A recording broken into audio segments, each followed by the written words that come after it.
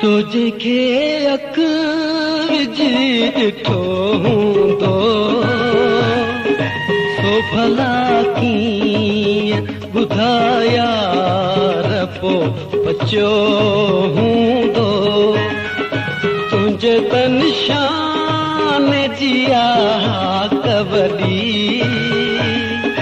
मन थो सम्झां तुंहिंजो तीर को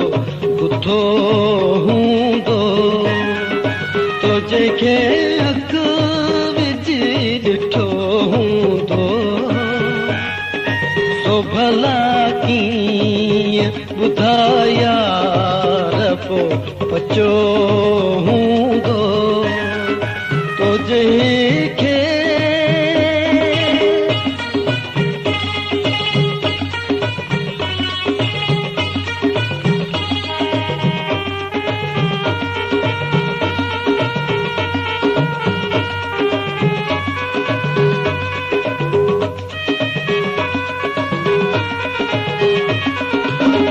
दीदन जूं दू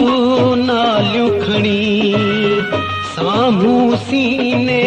वारियूं हणी कापिरी अॻ पुट की न गणी नथो ख्याल करी ऐं न ध्यान धरी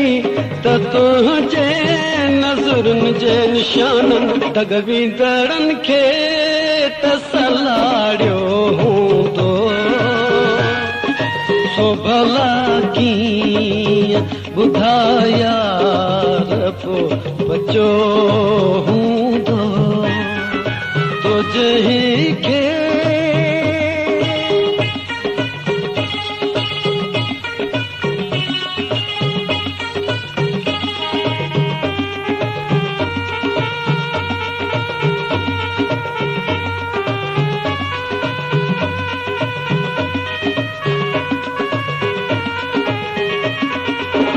वारनि खे भी छोड़े छॾी वाट हड़ुनि खे वकोड़े छॾी राह मुसाफ़िर रहड़े छॾी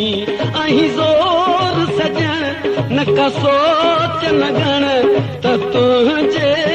इन्हीअ जार में को ग़रीब फाथो ऐं फत कयो हूंदो भला कीअं ॿुधाया पो बचियो हूंदो तुझे अख विझी ॾिठो हूंदो सो भला कीअं ॿुधाया पो बचियो हूंदो तुंहिंजे त निशान जी कवरी मन थो सम्झां तुंहिंजो तीर को बुथो हूंदो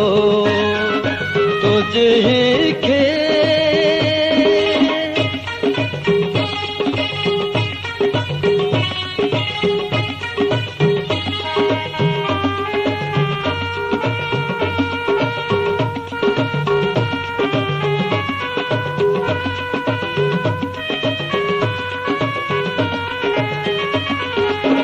मुर्की तहारी गुलई गुल चुप थी तजण मुखड़ी खुलियल हर जात बस में हुसन जावल अखियूं नु समुंड चपई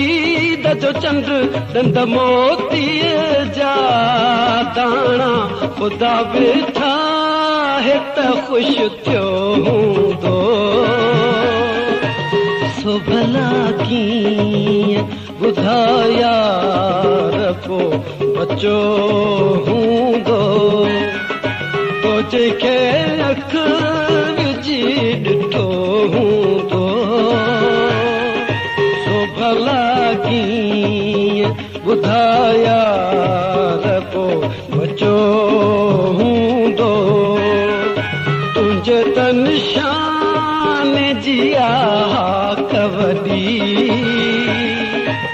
मन थो सम्झा तुंहिंजो तीर को कुथो हूंदो तो जेके अख विझी ॾिठो हूंदो सो भला कीअं ॿुधाया रखो बचो हूंदो तो जे